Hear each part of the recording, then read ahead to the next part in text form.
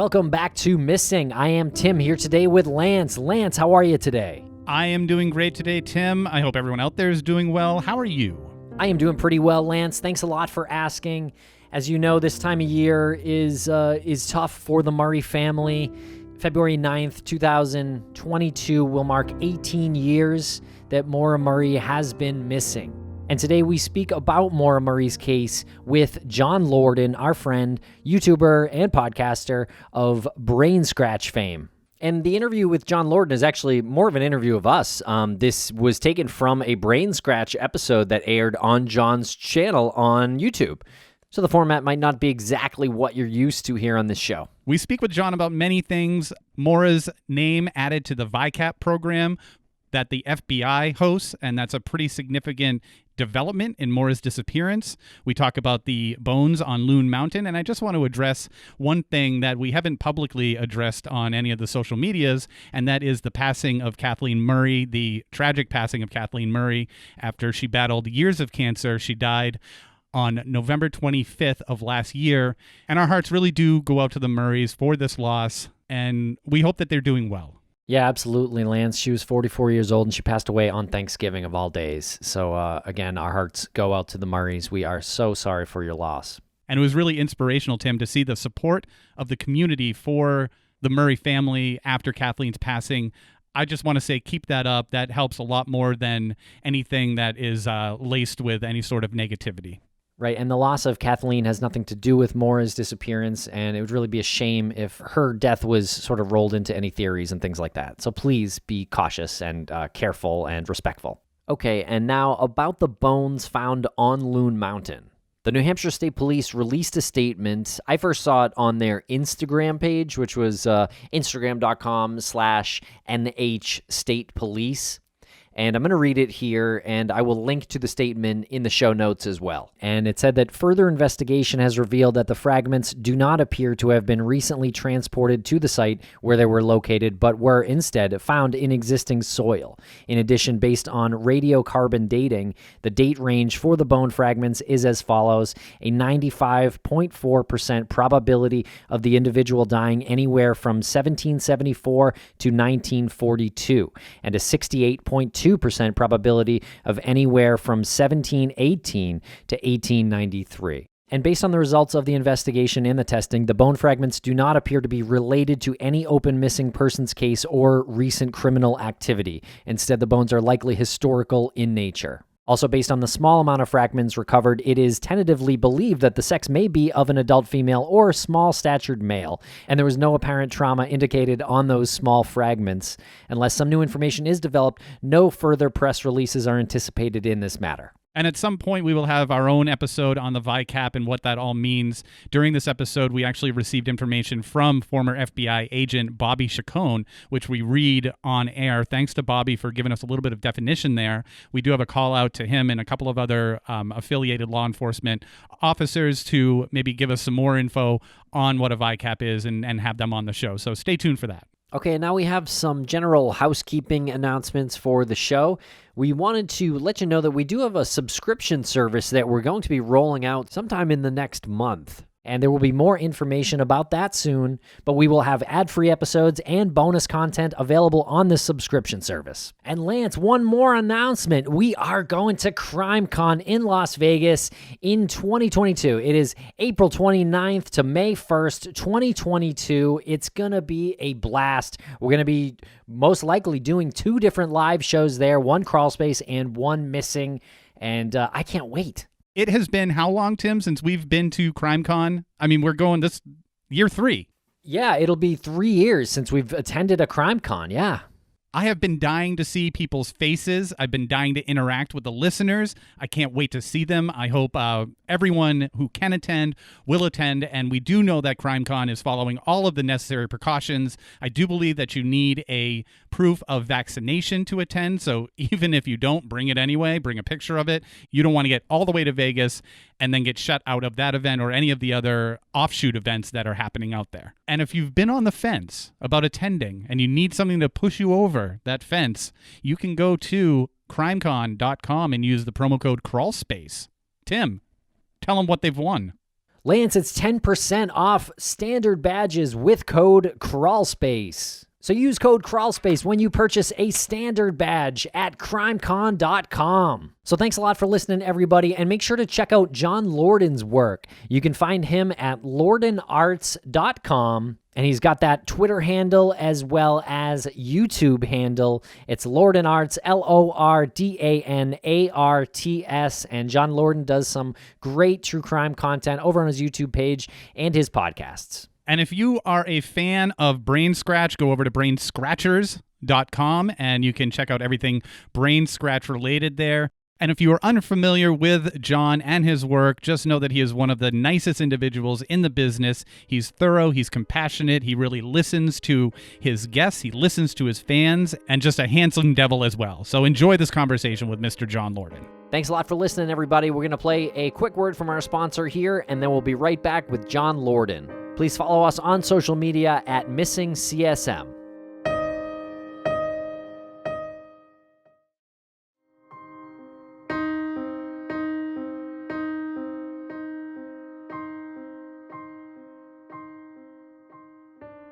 Just in case you're not familiar with this case, let's stop over at CBS Local and get a little update or kind of a recap on what it is. Maura Murray, a University of Massachusetts Amherst nursing student, has been missing for more than 17 years. As a matter of fact, in just a few weeks, we're going to hit the 18-year point. Back in 2004, she packed her car, lied to professors about a death in the family, and left campus. That night, on a rural road in the northern part of New Hampshire, the 21-year-old crashed her car. Then she vanished. Investigators say there hasn't been a single credible sighting of her since minutes after her car spun into trees and a snowbank along Route 112 in North Haverhill just before 7:30 p.m. on February 9th, 2004. What has happened since then? Quite a bit. Joining us now to help us go into the recent developments, a few guys that have been thinking and talking about this case a really long time. We've got Tim and Lance from the Missing Maura Murray podcast, the Missing podcast, the Crawlspace podcast. And quite honestly, Tim and Lance were some of my first exposure into true crime podcasting. Once I got started on YouTube and people told me about this case, I went looking for information and I bumped into you guys. How you guys doing today? Doing great, John. Thanks for having us on. How are you doing? Really good, really good. Always good to spend time with both you fellas. Lance, how's it going? How are the bees doing? Oh, they're winterized, so hopefully they're going to make it through the harsh New Hampshire winter because we got them up in New Hampshire now. Thanks for asking, John. That's very kind of you. No, you got it. I know you care about those little fellas, and I hope they're doing well through the winter. We're going to have to talk more offline because I want to hear about what winterized is. But oh, sure. Let's go ahead and just give the audience just a little background on when did you guys start Missing Maura Murray and kind of what was the motivation around it? Sure. Yeah, we started Missing Maura Murray, the podcast, in July of 2015. The original intention was to explore the community who are obsessed with the case, the disappearance of Maura Murray. And at that time, it was a bit of a smaller community, but still had a lot of the same aspects that you can still explore today. There is a lot of trolling that happens. People wonder why. You can dig into it real deep, and you may not find any answers. So I think that was originally our intention, was kind of exploring the culture surrounding this case. I know that people are used to true crime content, whether it's on, Netflix or Hulu or YouTube, but back then it wasn't such a big thing, and it was really fascinating to see people, especially the people that contributed to James Renner's blog, because he had the most information on Maura's disappearance at that time. So you saw like people responding to blog posts and then people responding to those responses, and that was like incredibly fascinating because we weren't exposed to that yet. We weren't exposed to the true crime culture, the true crime phenomenon.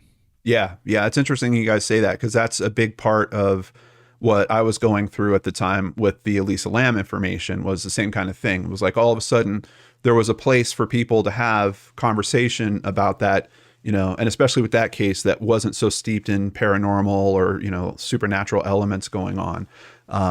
And it was really funny because I was thinking about this earlier today. I'm like, I think when I ran into Missing Maura Murray podcast, I think there was only 6 episodes, because I remember being able to listen to all of them before I did that coverage. What is just one thing about it that sticks out in your mind in terms of kind of bothering you, either from the physical aspect of what's actually happening with the case, or maybe the social component? What's the one thing that's really at you with this case, Tim? You and your hardballs. Come on. One thing. Just one thing. 140 episodes later. I know it. Well, I want them to listen to the episode, so we can't do the whole show here. But Tim, what do you think?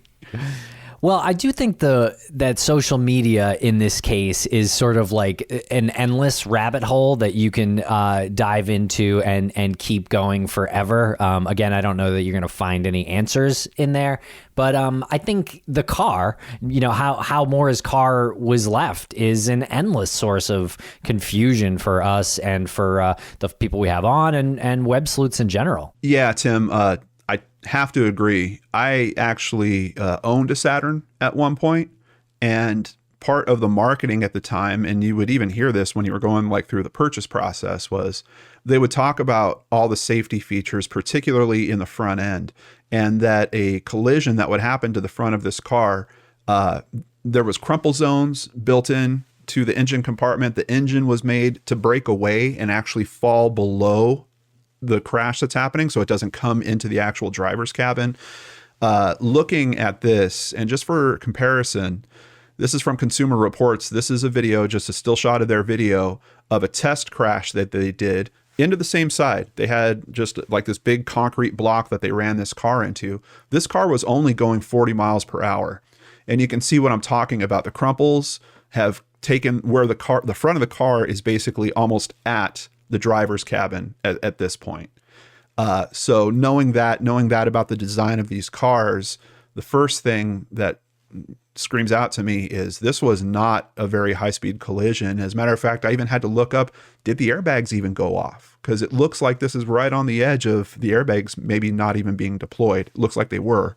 So yeah, I'm with you. Just kind of looking back at this when I started seeing pictures, it just screams out like this. Plus, we know there's a witness, right, that sees her. So we know that she's not injured to the point where it was something obvious. Hey, lay down. Let me call 911. We're going to get an ambulance out here.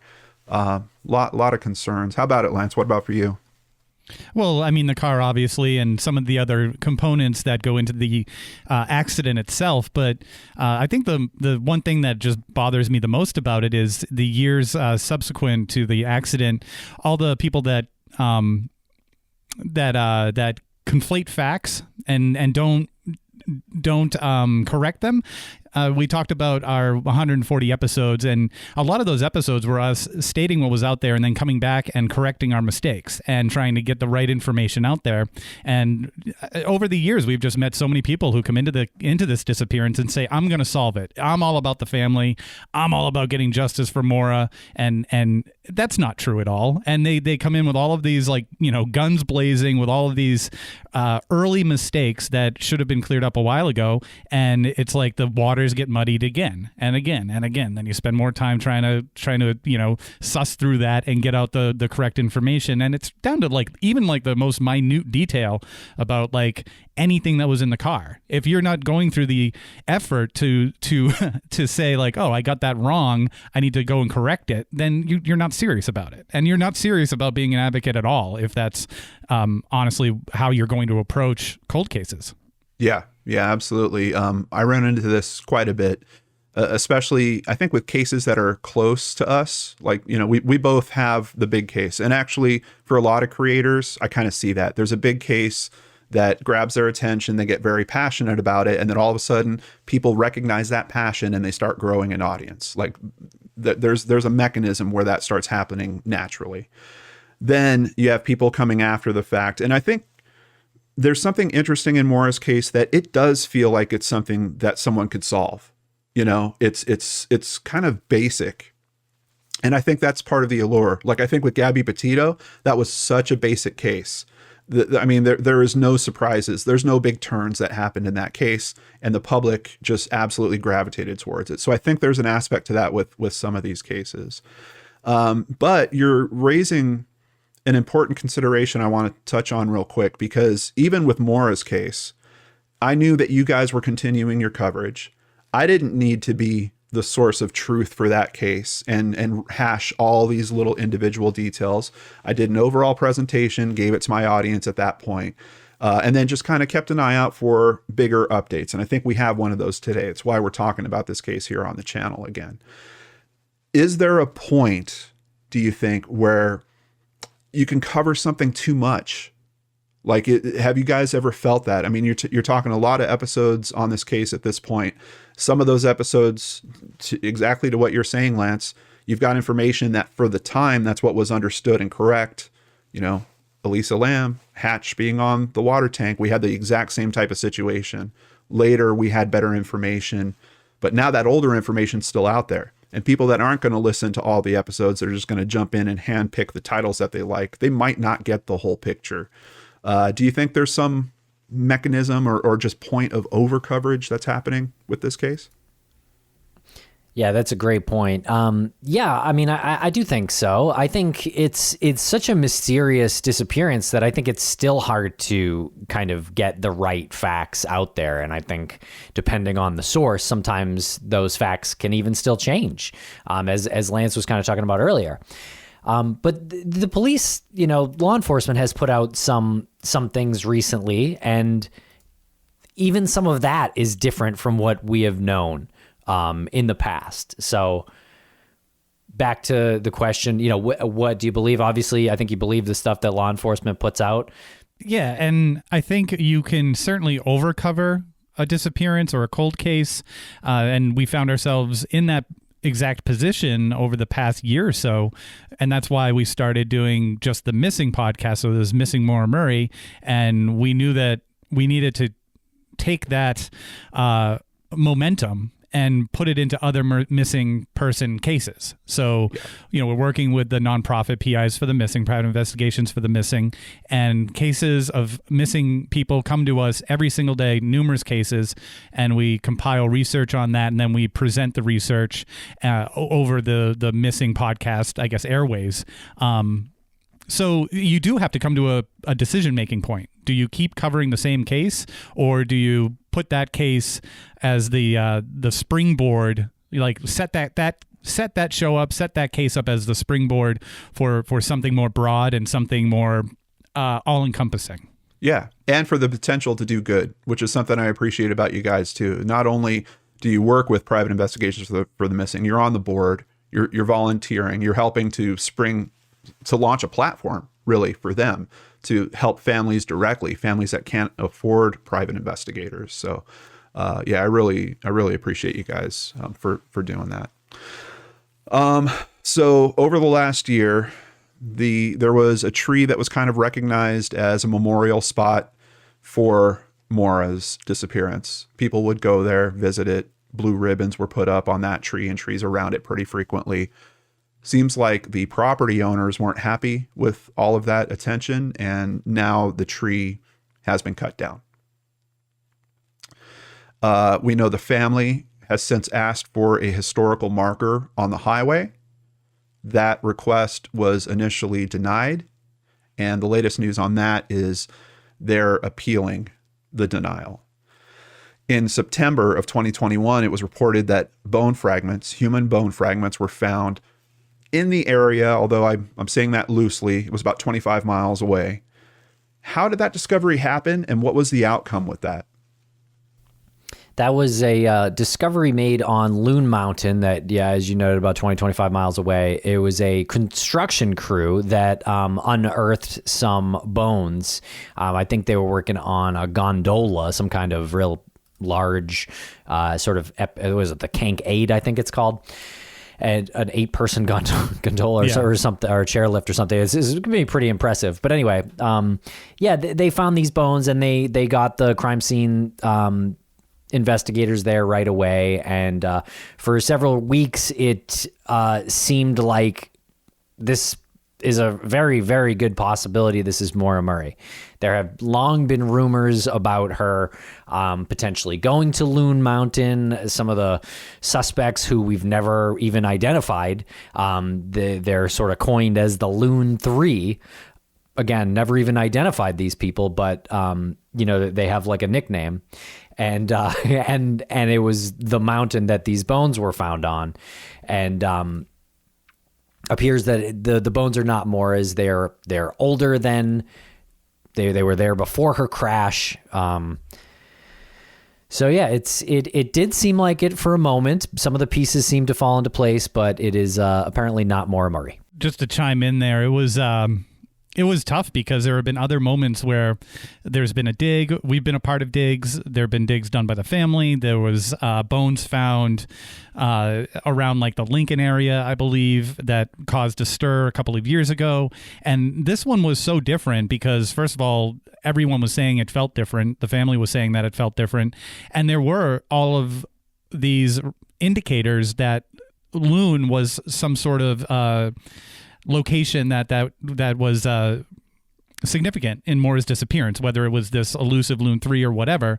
They had done some construction there right around the time Maura disappeared. So it seemed like so realistic that someone could have abducted her, kept her for a while, knew about the construction, and then disposed of her body later on, where they knew that it was going to be filled in by concrete and probably not dug up ever. And it just felt like that was the case, but apparently it's not. And we find out that the bones dated back to, get this for the range, like 1770s, I think it was 1774 or something, to like 1940 something. Like the range there is remarkable to me. And I would have thought that they'd be able to better narrow that range down, but it just goes to show you, like, I guess how deteriorated the condition was. But again, it just seemed like it was it. It seemed like who else would be there, right? Right. Yeah, I wanted to make a comment about the tree being cut down because I feel like that speaks to the people who live in that area who kind of got a bad rap, and we're partially responsible for not creating a bad rap for these people, but these are people that live in that area. They didn't want this to happen to them, and they're not cutting that tree down out of spite. They're cutting that tree down because it's on a sharp hairpin turn, and people stop there to have dark tourism moments, and it's dangerous. And it was only a matter of time before somebody else gets hit by a car or has an accident there, or somebody parks their car, walks, and someone else is coming, they see it, they go off the road, maybe even hit one of those homes there. It's not a safe turn. I get having a memorial for her, and I get all that, and it's it means something to the family, but it needs to be in a better location. And I 100% support there being nothing there because it's only inviting another accident.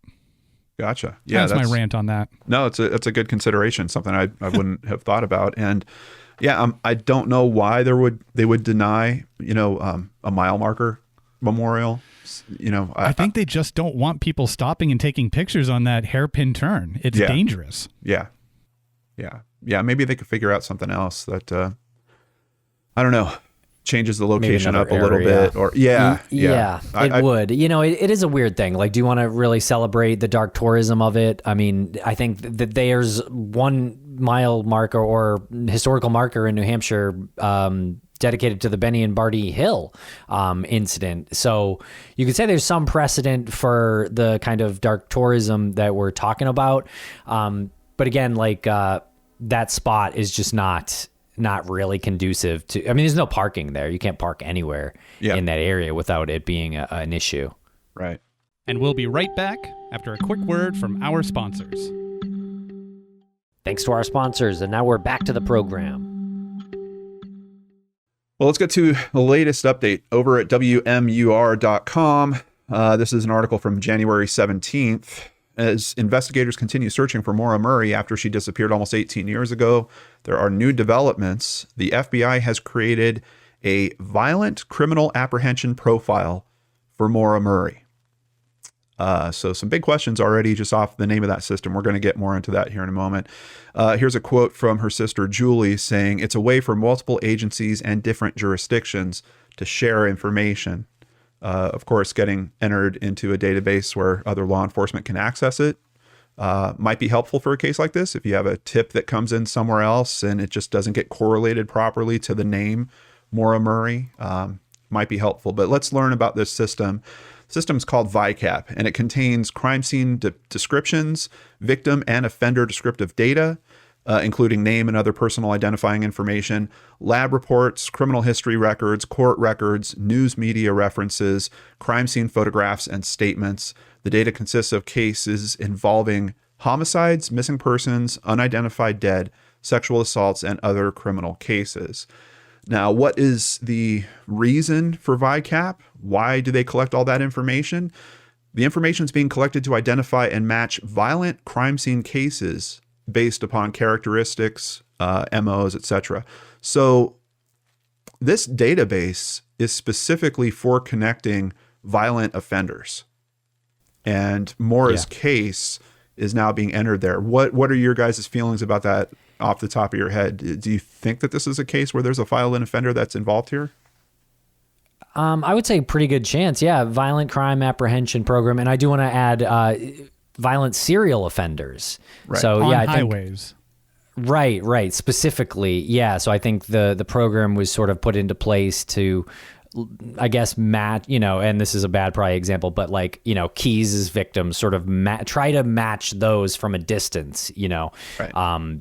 Missing persons cases and things like that. But I do think it's interesting that this has now been entered, and I do know there's a quote here from Senior Assistant Attorney General Jeffrey Strelzin, who said that it's simply another investigative avenue being used in the case. He says, like all investigative avenues, the hope is that it may lead to useful info in the case, and that's from ManchesterIncLink.com. So he's not really saying there's any reason necessarily other than we've kind of come to that point where we're going to try this. Again, I think the serial part is interesting.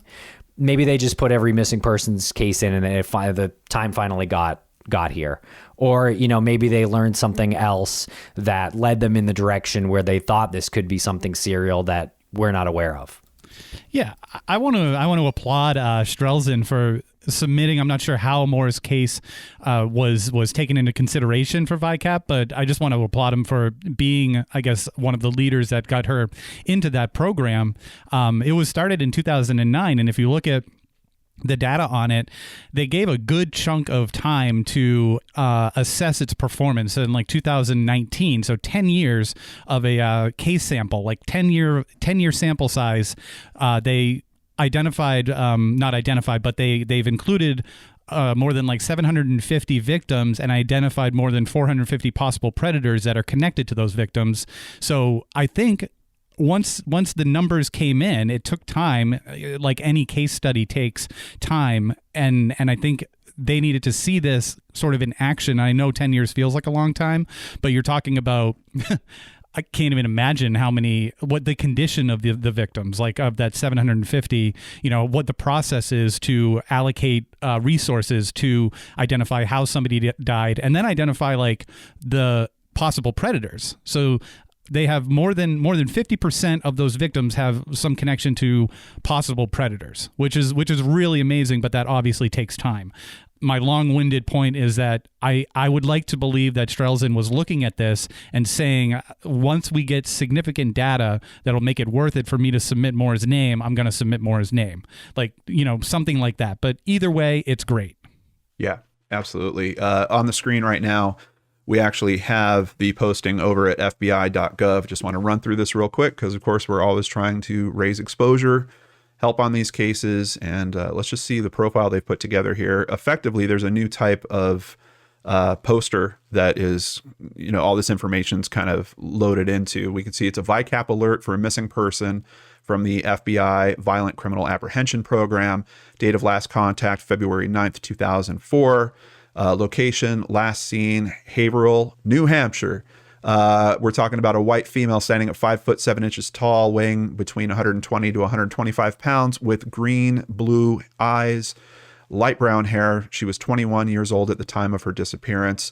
Distinguishing features, they're noting dimples on both cheeks, a scar above. Do you know? It looks like they're missing a word there. NamUs states that it's a scar on her right calf. And fillings crowns present. They have all the agency case information, the NCIC file number. Of course, I'll have that in the description box down below as well. And here's kind of their recap on the case. On Monday, February 9th, 2004, at approximately 7:30 p.m., a black-colored Saturn four-door sedan vehicle belonging to 21-year-old Maura Murray traveled off Route 112 in Haverhill, New Hampshire, not North Hampshire, and became stuck. The roads in that area of northern New Hampshire were snow-covered at the time. Murray was not present at the crash scene when police arrived and has not been seen or heard from since. Murray was last seen on surveillance footage earlier in the day at an ATM wearing a dark jacket and jeans. Prior to that, Murray had left the University of Massachusetts Amherst, where she was studying nursing. Murray did not share with others her pending trip to New Hampshire, which was about 2.5 hours away. Murray received prior education at the U.S. Military Academy at West Point, was an avid runner, and enjoyed hiking in the White Mountains. Also, this was an area where her family would vacation. She was familiar with this area as well, right, guys? Yeah, that's right. They had definitely vacation there in the past. Okay. They've loaded a couple of photos up here. And then I think this stuff is probably going to be pretty much the same recap. Yeah, it looks like they just collect this information and load it into the poster. So that is the official VICAP listing over at FBI.gov. Couple of things, if you don't mind. Yeah. Now, up top it says location last seen. It does say Haverhill, North or New Hampshire, but down in the summary it says that Murray was last seen on surveillance footage earlier in the day at an ATM wearing a dark jacket and jeans. That's Amherst, Massachusetts. So, yeah, is that an inconsistency, or I mean, I don't know. Yeah, I mean, we know that there was a witness, right, that saw her at the accident scene. Well, that's another thing I was going to bring up. They don't mention him. So they actually, they don't mention him in the summary, Butch Atwood, the school bus driver. It's almost like they wrote the summary and kind of bypassed his whole experience. Yeah. Yeah, that's kind of interesting. I wonder. Yeah, I don't know what to make of that. Would there be any reason to doubt his information? I mean, just that it's one person's story, one person's, I guess you'd say, alibi or whatever for where they were at that moment. I mean, he's spoken to the news. He's spoken to a lot of people about it. He did move to Florida before he passed away, so can't get any answers from him now about it. But, I always believed his story. I always believed it unfurled as he stated it did. Yeah. Yeah, I mean, obviously her using an ATM, they've got pictures of her or footage from there so they can say for certain that she was there. And yeah, maybe they're not including a witness statement as part of the accounts there. Yeah, that's an interesting thing to highlight. Over at Boston25news.com, a comment from her sister Julie. I always wonder why it took this long to put it into this powerful database where information can be shared.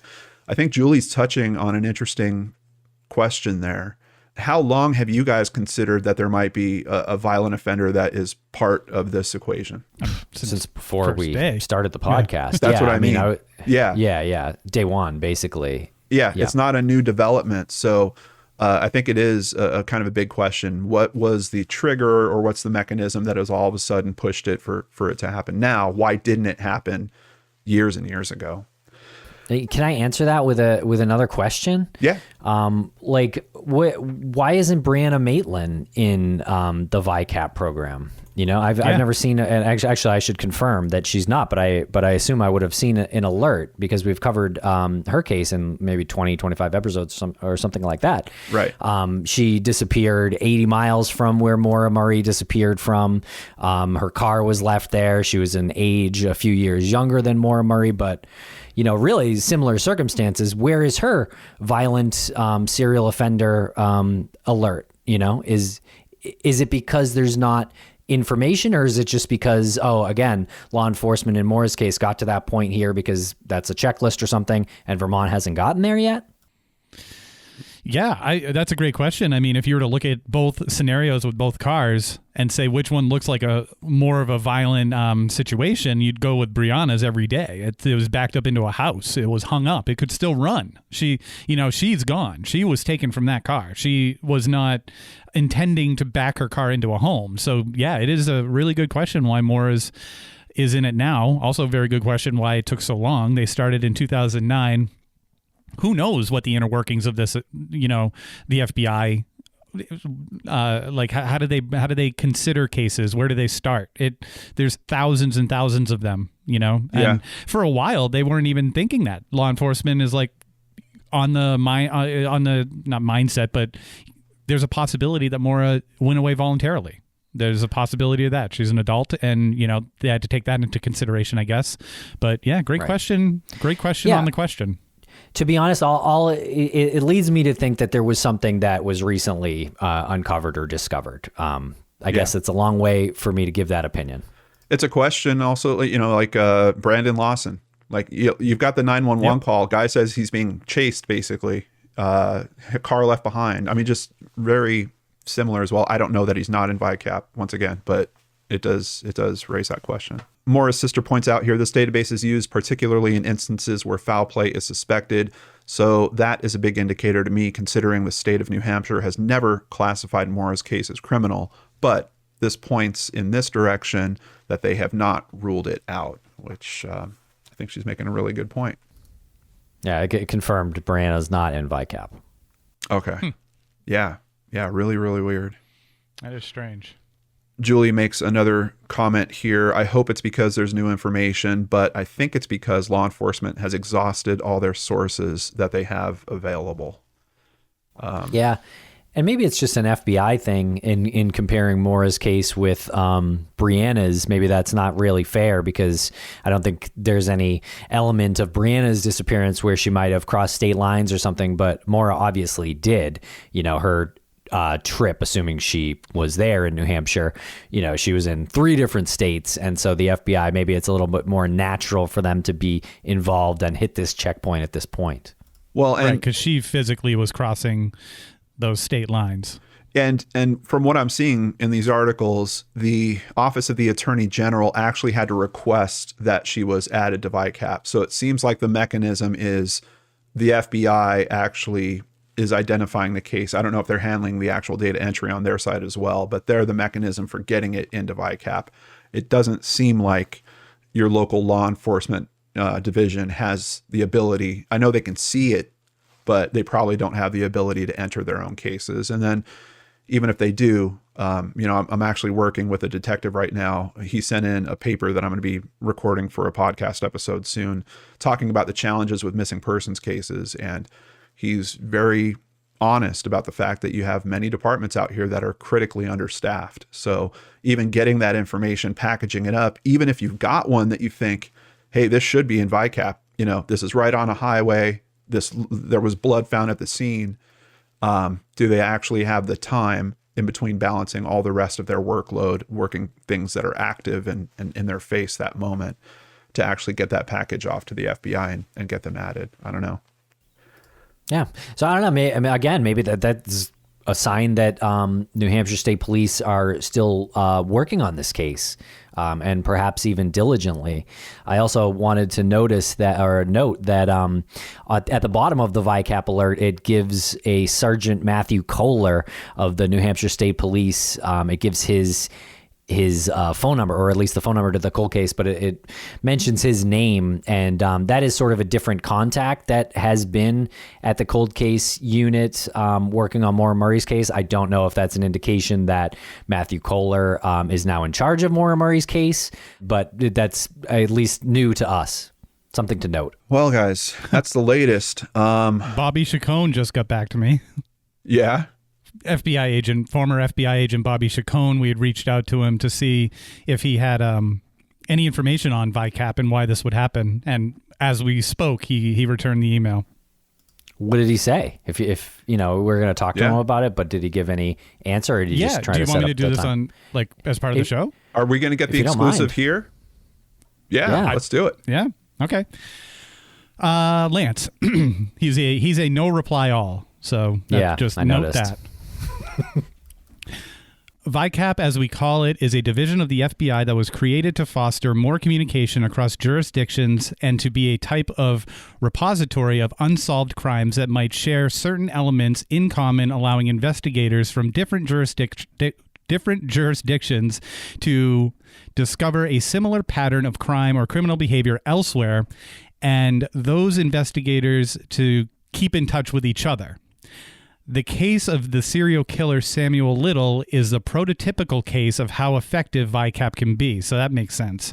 An That makes a FBI lot of analysis sense. at VICAP noticed a crime pattern of cases in Texas and alerted the Texas investigators that a person in California was in prison for similar crimes. And then he said in parentheses, he's oversimplifying it, but that's sort of the point.